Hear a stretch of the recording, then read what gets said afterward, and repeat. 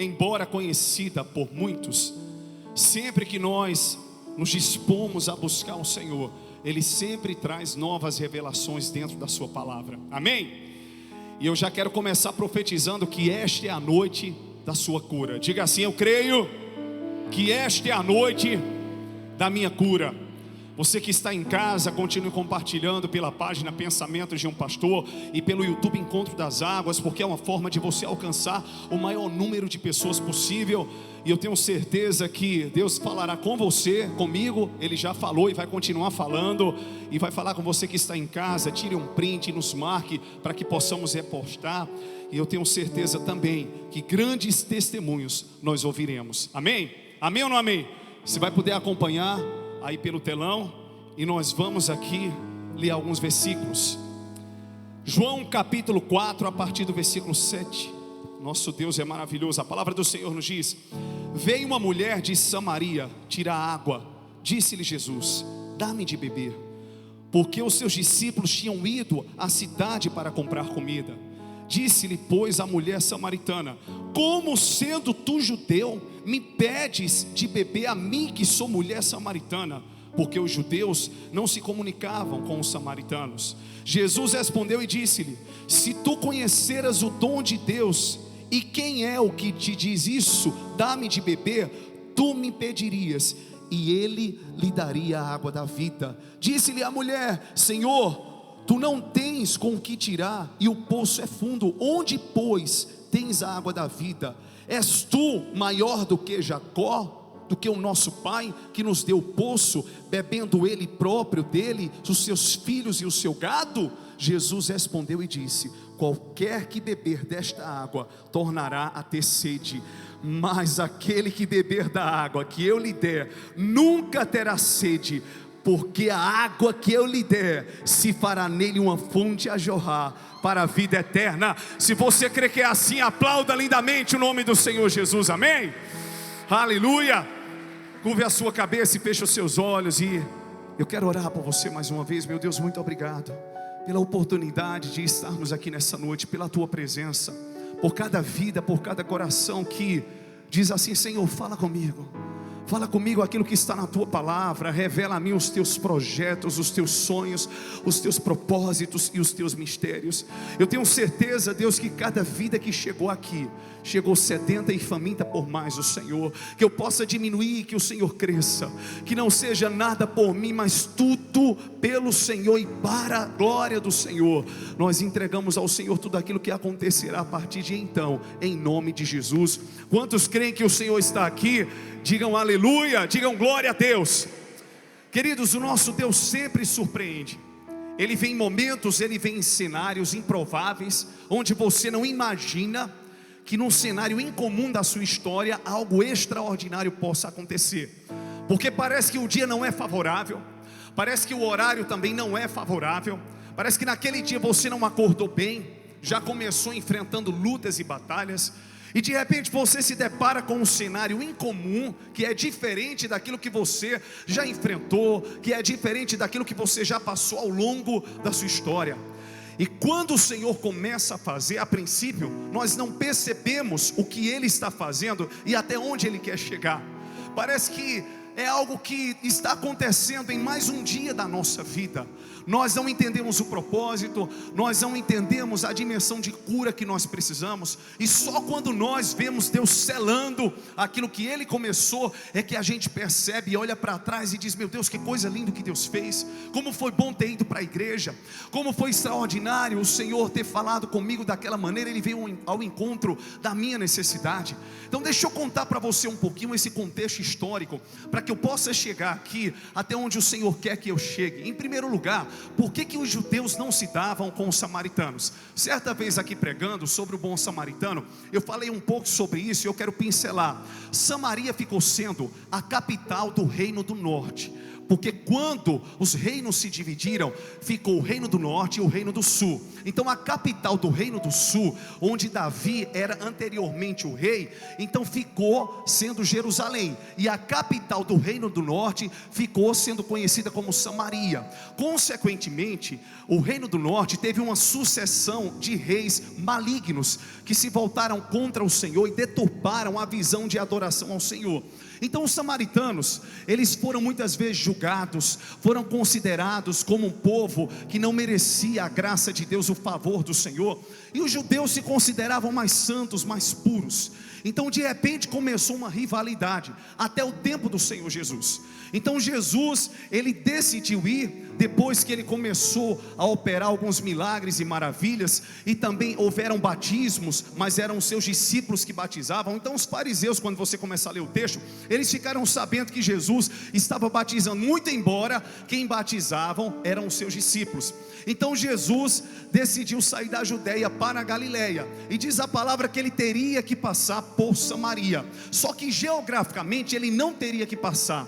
Existia um percurso e um caminho mais curto para que ele chegasse até a Galileia, mas ele decidiu não literalmente ir para Samaria, mas chegar numa cidade dos samaritanos chamada Sicar, que tem como tradução cidade da falsidade. Olha só que forte, diga comigo, cidade da falsidade. Então naquela ocasião Jesus, cansado, porque era a hora sexta, ele era 100% homem e 100% Deus. Então no nosso relógio a hora sexta é meio-dia. Então você imagina um lugar deserto, o sol causticante. Então ele para no poço de Jacó, que atualmente é localizado em um templo ortodoxo. E naquela hora diz a palavra que vem a mulher de meio-dia para tirar água daquele poço. Naquele horário geralmente as pessoas não tiravam água, exatamente por causa do sol, e ali o poço ficava em uma pedra, desde o tempo de Jacó. E diz a palavra que aquela mulher, ela vem naquele horário. Jesus passa por aquele lugar, não porque ele tinha que fazer aquele percurso, mas porque ele queria encontrar com aquela mulher. Ele sabia o que faria na vida de uma mulher, que através dela vidas seriam transformadas, alcançadas pelo seu poder e pela sua graça. Às vezes você está vivendo um processo que você não tem a dimensão de onde Deus quer chegar, ou onde Ele quer chegar em você e através de você. Meu Deus, por que o Senhor está permitindo que eu passe por isso? Porque esse sol está tão quente na minha história? Porque eu tenho que me submeter a horários improváveis? Aquela mulher possivelmente, ela tinha uma má fama, quando você vai ver, porque ela teve muitos maridos, e depois eu vou entrar um pouquinho nesse contexto aqui. Então certamente ela era uma mulher, além de samaritana, uma mulher discriminada. Se era prostituta ou não, eu não posso afirmar isso, mas eu sei que ela não tinha um bom temperamento, possivelmente por causa dos seus relacionamentos. Eu tenho certeza que os homens atuais, se eles souberem que uma mulher já ficou viúva 3 vezes, e esse homem se apaixonar por essa mulher, ele vai dizer: sangue de Jesus tem poder. Vai ver que eu seja o 4º defunto. É assim ou não é? Vem logo isso no coração. Então você já não quer, porque é o histórico. Por que essa mulher teve 3 maridos e os 3 já morreram? Ela botou veneno, que foi que ela fez? Você já começa a ter uma má imagem daquela mulher ou daquele homem, né? Então naturalmente essa mulher, eu vou entrar nesse contexto, ela teve 5 maridos. Não eram amantes, eram literalmente maridos. Mas a partir do momento que você vê que muitas pessoas passam pela vida de uma pessoa, e aquelas muitas pessoas se separam daquela pessoa, talvez o problema não esteja nos maridos, ou não estejam nos maridos, esteja naquela pessoa. E depois eu vou chegar nesse contexto. Então Jesus chega ali de meio-dia, para, cansado, e quando ela chega para tirar água, Jesus diz: você pode me dar de beber desse poço? Diga assim para o seu irmão, diga: Deus vai mudar a tua história nesta noite. Fala assim, diga: eu creio na grande cura que Deus está realizando na minha vida. Se você crê nisso, erga suas mãos, diga aleluia, diga glória a Deus, e aplauda lindamente a Jesus, amém? Você pode ter chegado aqui sem entender muita coisa. Por que está vivendo esse processo? Por que Deus está permitindo isso? Por que você tem que cuidar dessa pessoa que você se dedica e muitas vezes só é retribuída com batata, com ingratidão? Talvez você não entenda hoje porque trabalha tanto, planta tanto e colhe pouco. Talvez você não entenda hoje porque sofreu tanto. Eu não estou fazendo apologia ao sofrimento e não estou dizendo que o sofrimento vem de Deus, mas se Deus permitiu, Ele tem um propósito, porque a palavra diz que todas as coisas cooperam para o bem daqueles que amam a Deus. O que não te destruiu, te fortaleceu. Aquilo que não acabou com você, levantou você e te colocou no lugar mais alto ainda, te promoveu. Se você crê que é desse jeito, diga aleluia.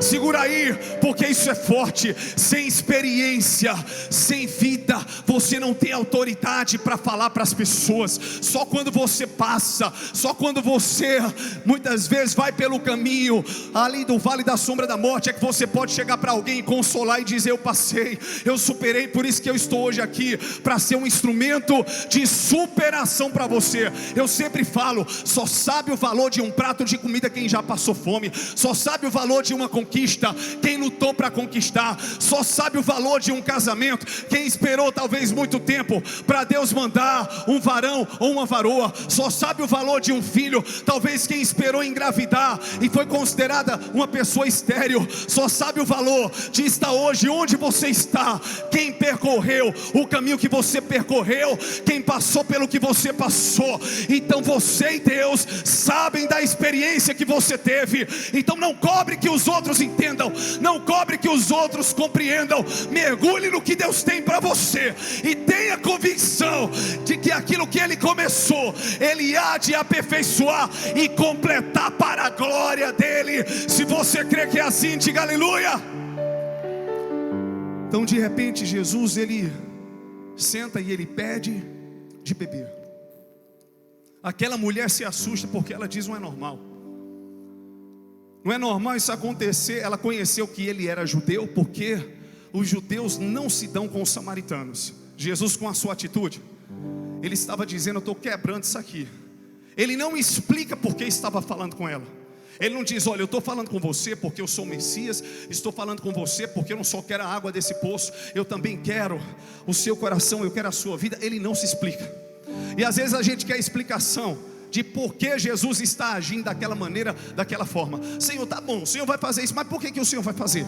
Por que o Senhor está permitindo esse processo? E quando a gente não tem, quando nós não temos respostas para as nossas perguntas, nós ficamos inquietos. A pior coisa do mundo, isso pode acontecer com você, é quando você quer saber de uma história de uma pessoa e aquela pessoa conta superficialmente, ela é muito básica, só que você é aquela pessoa detalhada. Olha, eu encontrei, né, a pessoa que é básica, fulano de tal na rua, conversou, foi muito comigo. Foi mesmo? E conversou o quê? Não, disse que estava tudo bem. Não conte detalhes. Encontrou, tem gente que é assim, encontrou, abraçou, estava na frente de que loja, pararam, estava no sol quente. Já tem gente que é assim. Então você fica meio inquieto quando você vê uma pessoa muito básica, né? Mas cada um tem a sua característica e cada um tem o seu perfil.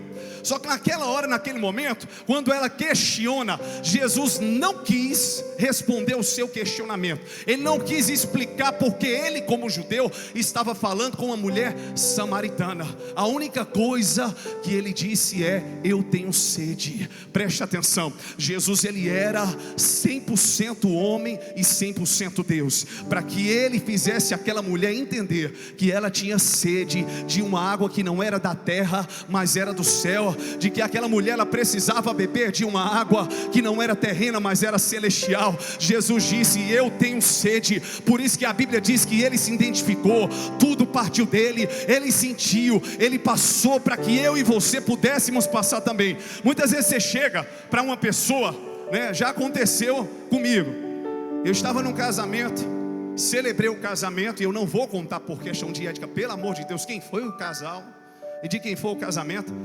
Mas depois do casamento demoraram para servir a comida e eu com uma fome, mas eu lá bem simpático como pastor, né? Aí depois desse dia eu aprendi a ir de barriga cheia para os casamentos, ou pelo menos semi-cheia, porque eu chego lá bem elegante: pastor, está comendo pouco? Não como muito não, desde que eu já estou com o bucho forrado. Aí de repente eu estava lá com uma fome, aí uma pessoa foi e olhou para mim, Sabe, aquela pessoa, na minha visão, era uma pessoa, e é uma pessoa intelectual, mas uma pessoa brincalhona. Ela disse: mas pastor, que fome, sangue de Jesus tem poder, a barriga já está nas costas. Na hora eu relaxei, eu digo: não é que eu estou morrendo de fome também. Então quando uma pessoa vem e conta para você, você se identifica e diz: eu tenho isso também, eu passo por isso também, porque você pensa que é o único. E quando Jesus disse: eu tenho sede, Jesus estava também trazendo, ele não estava mentindo, porque nele não havia pecado, mas ele estava trazendo para ela o conforto dela poder se expor para ele, dela poder falar para ele. Ele estava dizendo ali: eu sou a fonte da água viva, eu sou o pão vivo que desceu do céu, eu sou o que você precisa. Mas como homem aqui na terra, eu tenho sede também, eu tenho fome, eu entendo você, eu sei do que você precisa, eu conheço as tuas dores, eu sei o que é padecer, eu serei como cordeiro levado ao matadouro. Então ele se identificou, por isso que existiu empatia. Nós queremos muitas vezes alcançar vidas e corações, mas você não quer se expor, você não quer se identificar, ou permitir que as pessoas se identifiquem com você. Como é que você vai contar o seu testemunho do que Deus fez, se você fica: não, isso aqui não. Eu sei que tem coisas que tem que ser evitadas, porque nem todo mundo tem maturidade, mas quando a gente decide se expor, isso gera nas pessoas um conforto, onde elas dizem: não, fulano é ser humano como eu, essa pessoa passa também, ela tem dor de barriga também, ela paga conta, se angustia também. Então elas vão entender que se Deus fez e faz na sua vida, pode fazer também na vida delas. Quantos entendem que é desse jeito? Diga aleluia. Então Jesus, ele disse: eu tenho sede. Aquela mulher,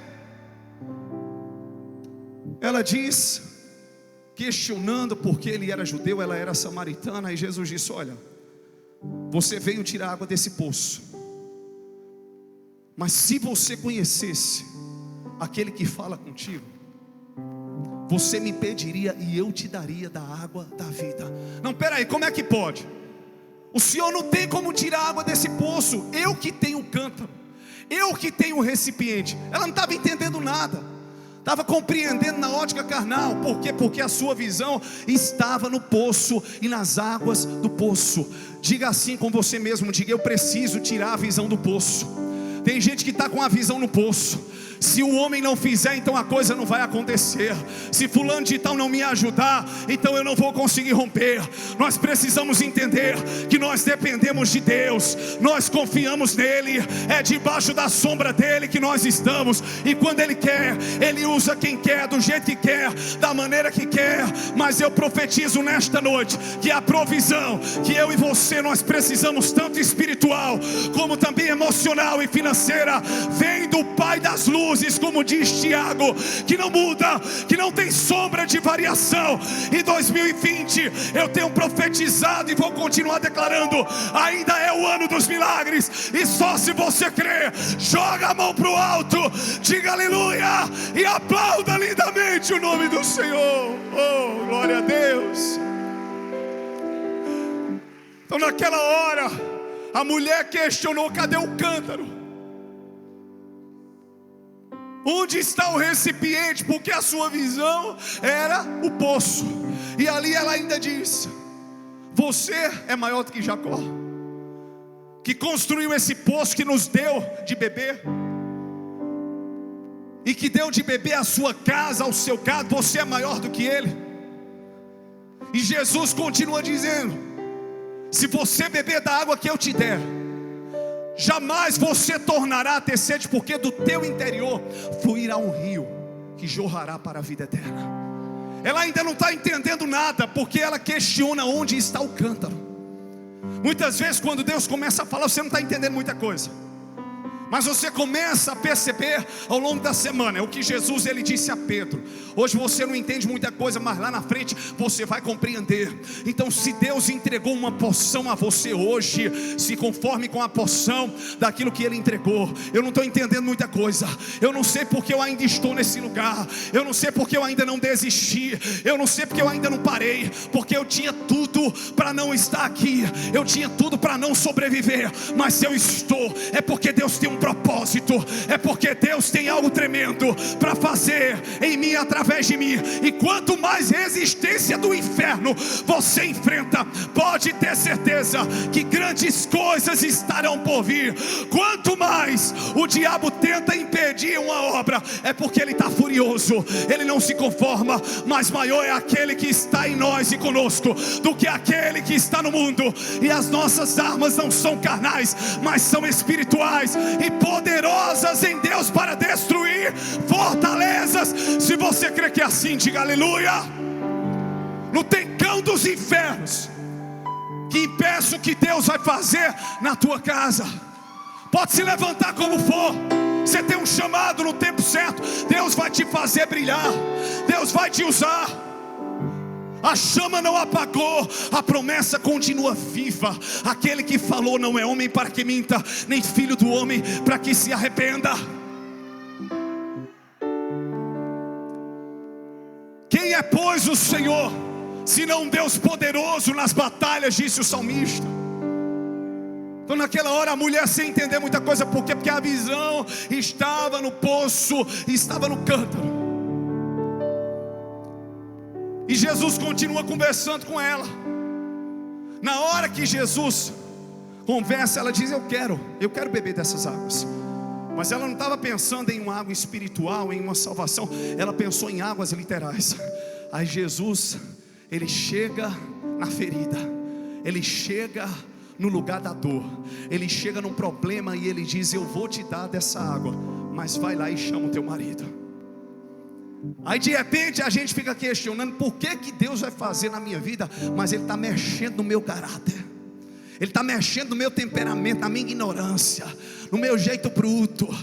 Por que Deus está mexendo nisso aqui? E eu quero dizer uma coisa para você: quando Deus ele está fazendo, Ele não envergonha. O pecado envergonha, mas Ele não envergonha ninguém. Quando Jesus confronta aquela mulher, quando Jesus pede a ela para que ela chame o seu marido, Ele não pediu isso na frente das pessoas. Se você está sendo constrangido ou constrangida por um profeta ou por alguém, pode ter certeza, isso vem da carne, porque o Senhor Ele não constrange. Quando Deus ele quer tratar, Ele chega no seu pé de ouvido, como um pai leva para o quarto, e ele diz: meu filho, minha filha, é assim, deixa eu tratar com você. Quando o filho pródigo, ele recebeu banho, ele recebeu dentro da casa do pai. Então entenda um princípio: Deus trata, o evangelho trata. O que envergonha é o pecado, é aquilo que nós plantamos muitas vezes como semente maligna. Mas o Senhor não, Ele reconstrói, Ele edifica, Ele ergue. E muitas vezes você não entende onde Ele quer chegar, mas eu tenho certeza que a sua boa vontade, que é perfeita e agradável, ela se cumprirá na tua vida e na tua história. Amém? Por isso, meu pastor, por que esse relacionamento acabou? Porque essa pessoa não seria bênção para a sua vida. Por que eu não estou em tal igreja? Porque não ia frutificar lá. Por que eu não estou conseguindo viver isso aqui? Porque não está maduro, nem amadurecida para isso. Se hoje Deus mandasse, colocaria tudo a perder, porque é fácil começar, mas o desafio é você permanecer e chegar até o fim, e fazer como o apóstolo Paulo: combati o bom combate, completei a carreira e guardei a fé. Quantos querem ir até o fim? Ergam suas mãos e digam aleluia, digam glória a Deus. Deus maravilhoso. E de repente ela não está entendendo muita coisa, e Jesus toca na ferida. Você já teve 5 maridos, mas o que você tem agora é um amante. Vamos rasgar aqui. Ou seja, mulher, vamos chegar a uma conclusão. Ninguém sabe se ela ficou viúva. Se ela ficou viúva, sangue de Jesus. 5 defuntos pela mão de uma mulher. Louco seria o homem que quisesse essa mulher. Você concorda comigo? Fala a verdade, irmãos, solteiros ou casados, mas no tempo de solteiro, você casaria com uma mulher que ficou viúva 5 vezes? Tem coisa aí, não tem não? Você casaria com um homem que ficou viúvo 5 vezes? Hein? Meu Deus do céu. 5 defuntos pela mão dele ou pela mão dela. Só que eu acho que não era caso de viuvez, mas também eu não posso afirmar, porque a exegese bíblica não fala sobre isso. A exegese é a interpretação bíblica profunda do texto. Passaram homens na vida dela que eram maridos, mas os relacionamentos não deram certo. Por que não deram certo? Possivelmente por alguma dificuldade que aquela mulher tinha. Não estou me referindo a áreas específicas. Tudo pode ser abrangente, desde a área emocional, caráter, sexualidade, não sei. Mas eu sei que ela tinha dificuldades, e ela ficava tentando. E Jesus, ele vem e ele toca ali no calcanhar de Aquiles, ele toca no espinho da carne daquela mulher. E hoje à noite você pode estar se perguntando: por que o Senhor está tocando no espinho da minha carne? Porque isso aqui está doendo. Eu tenho um problema com isso aqui. Eu quero beber da água viva, eu quero que Deus me use, eu quero que Deus faça, eu quero que Deus transforme. Mas antes que isso aconteça, Deus quer ouvir a sinceridade do teu coração. Quando eu falo ouvir, não é só em palavras, é você expressar: meu Deus, essa é a minha fraqueza, eu sou um ser humano, mas eu creio que a tua graça me basta. Eu creio no teu sangue que purifica, eu creio na tua presença que transforma, eu creio que tu és o Deus que opera tudo em todos, segundo o teu poder e segundo a tua boa vontade. Quantos creem que é desse jeito? Diga aleluia. Só que nós nos envergonhamos, escondemos, achando que Deus não está vendo. Sabemos que Ele enxerga tudo em todos, que todas as coisas estão abertas e patentes aos olhos do Senhor, mas o nosso coração fica introspectivo. Como é que eu quero ser tratado? Como é que eu quero ser um cristão melhor, uma esposa melhor, um marido melhor? Como é que eu quero que Deus coloque coisas grandes em minhas mãos, se eu não estou sendo fiel no pouco? Se no que Deus está permitindo que eu seja treinado, eu não estou conseguindo ser aprovado. Aí às vezes a gente quer responsabilizar o Senhor. Ah, foi o Senhor que não permitiu. Foi a minha decisão errada, foi a minha escolha errada, foi o meu coração que não se permitiu ser trabalhado e tratado. Jesus, ele disse: vai lá e chama o teu marido. Pode botar pressão, Elinho, deixa Deus te usar nesse teclado aí. E de repente ela diz: eu não tenho marido. Ela foi sincera, ela disse: o que eu tenho não é meu. Jesus disse: você falou bem, você já teve 5, o que você tem não é seu. Aí ela se impressiona: o Senhor é profeta. Se o Senhor é profeta, me responde uma coisa: qual é o lugar certo para a gente adorar? É em Jerusalém, onde dizem os judeus, ou aqui nesse monte, como dizem os samaritanos?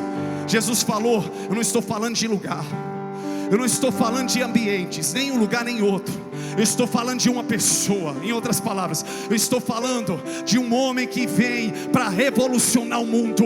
Eu estou falando de um homem que lá na frente, na igreja em Conta das Águas, no domingo, ele vai estar falando através da boca do meu filho. Eu estou falando de um homem que hoje sacia a sede de pessoas, e lá na frente vai continuar saciando. Eu estou falando de um homem que vai revolucionar a história, que vai sarar vidas, mentes e corações. Eu estou falando de uma pessoa que você não vai depender de uma estrutura física para estar diante dele. Você não vai depender de um véu, de uma cerimônia, de uma liturgia. Vai chegar a hora onde os verdadeiros adoradores adorarão ao Pai em espírito e em verdade. Pode ser no banheiro, pode ser em casa, pode ser no trabalho, na faculdade. Não tem restrição de lugar. O que importa é ter coração. Se você crê que é assim, diga aleluia e aplauda lindamente o nome do Senhor.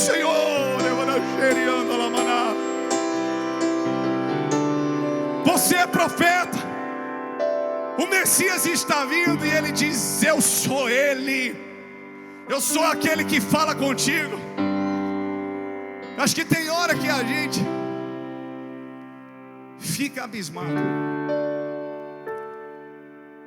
Eu não lembro qual que era o famoso, que uma pessoa da minha família foi na Praia dos Carneiros e tinha lá uma pessoa famosa, e só no fim foi que ele veio a saber que aquela pessoa estava lá. Não reconheceu. E às vezes isso acontece com a gente. Jesus estava aqui, ele estava falando todo o tempo, ele estava fazendo todo o tempo. Foi ele que pediu ali para beber da água, foi ele que se comunicou comigo, foi. Por que eu não percebia? Por que eu não sabia? e você muitas vezes se cobra, mas tem uma hora que vem a revelação, que vem o entendimento, que você diz: eu estou entendendo tudo, eu estou vendo tudo. Aí Jesus, quando Ele fala, preste atenção porque isso aqui é forte. Quando Ele fala: eis que a hora vem, onde os verdadeiros adoradores adorarão ao Pai em espírito e em verdade. A expressão adoração vem do grego proskeneu, ou proskuneu, que quer dizer reverenciar, ajoelhar, até beijar. Jairo, vem cá, meu lindo. Vem cá, meu lindo, vem cá.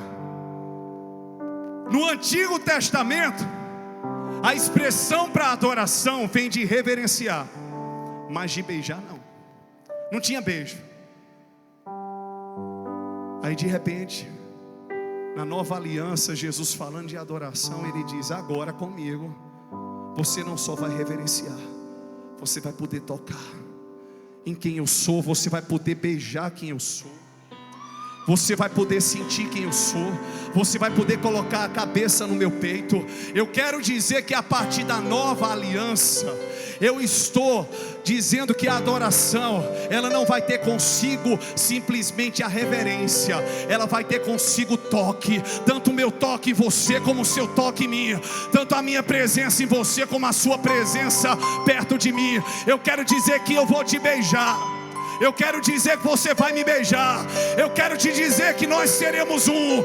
Se você crê que é desse jeito, Jesus está falando de algo mais profundo, Ele está falando de algo mais íntimo. Ele está dizendo: eu vim para transformar a história, e para dizer literalmente que o véu foi rasgado, e você pode beijar, você pode se prostrar, você pode me tocar, eu posso tocar você. Nada vai nos separar deste amor, nem a morte, nem a vida, nem a profundidade, nem a altura, nem principados e potestades, nada poderá nos separar do amor de Deus que está em Cristo Jesus, o nosso Senhor. Se você crê que é desse jeito, aplauda lindamente o nome do Senhor. Muito obrigado, meu lindão. Proskuneu ou proskeneu, ajoelhar até beijar. Eita glória.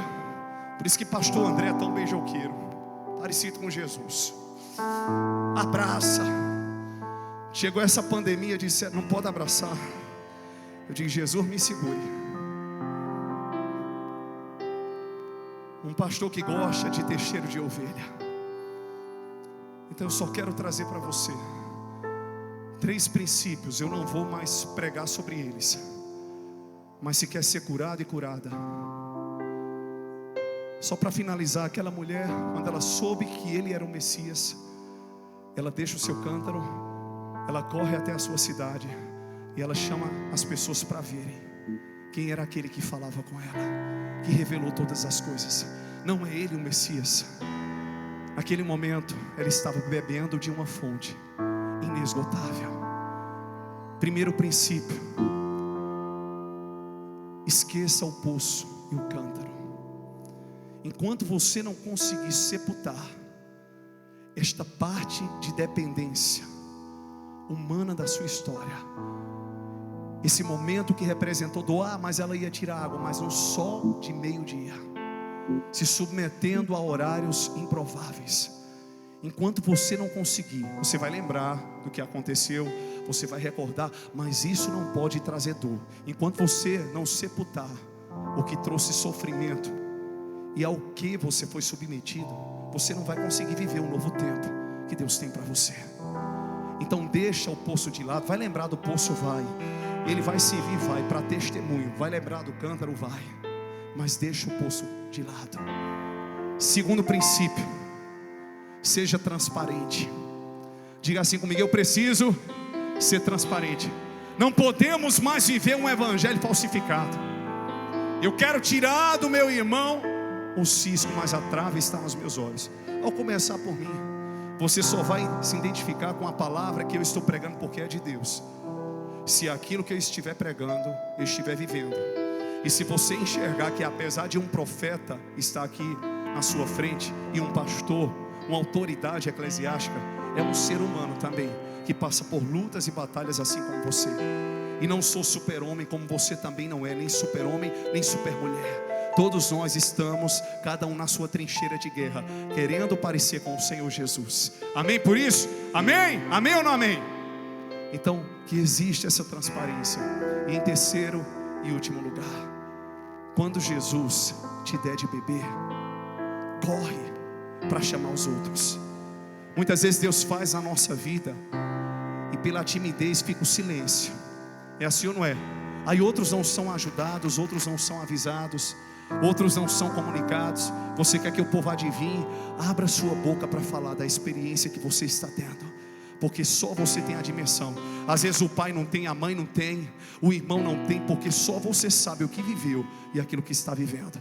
Quantos recebem essa palavra de cura nessa noite? Quantos podem declarar? Erga as suas mãos o mais alto que você pode. Diga: eu creio que o Senhor está trazendo cura ao meu coração. Diga: eu creio que eu estou saindo daqui diferente. Você toma posse, então se prepare, porque o teu testemunho está nascendo. A sua dor, a sua luta será a arma mais poderosa que Deus vai usar para que outras vidas e corações sejam alcançados e ajudados. Se você crê que é desse jeito, diga aleluia. Paulo tinha um espinho na carne. Todos nós temos fragilidades, lutamos contra o pecado, mas nós não somos os nossos erros, nós somos a identidade que temos no Senhor Jesus. Se você crê que é desse jeito, diga amém. Então se prepare para abrir sua boca e ver Deus te usando. Irmã, deixa eu dizer uma coisa para você. Você tem um chamado missionário, e Deus vai te levantar com autoridade. Satanás tem tentado tocar nas suas emoções, tentando gerar depressão,